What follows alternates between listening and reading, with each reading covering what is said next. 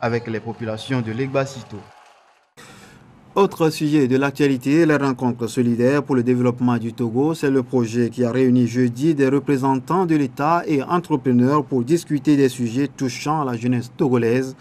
Pouvoir public et secteur public étaient au rendez-vous pour échanger avec ces jeunes justement sur les défis de la jeunesse togolaise. Ashtamadjom, Patience Keton. Jeunesse togolaise comme partenaire au développement du Togo. C'est en ces termes qu'on peut résumer cette rencontre qui a réuni autorités gouvernementales, partenaires financiers et techniques et surtout la jeunesse, cible de ce projet, rencontre solidaire pour le développement du Togo.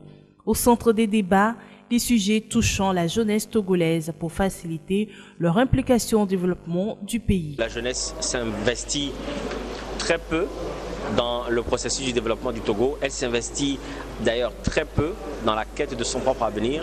Et nous nous sommes dit qu'il faut mettre ensemble ces trois entités, et le secteur public, et le secteur privé, et la jeunesse, pour qu'ils arrivent à échanger sur les conditions d'implication de la jeunesse.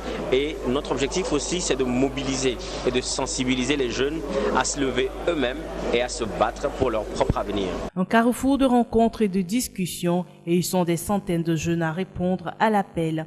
D'éminentes personnalités se sont succédées pour expliquer aux différents participants les défis pour la jeunesse togolaise à l'horizon 2030. Nous avons rappelé le processus dans lequel nous sommes, c'est-à-dire le processus d'élaboration de la vision Togo 2030.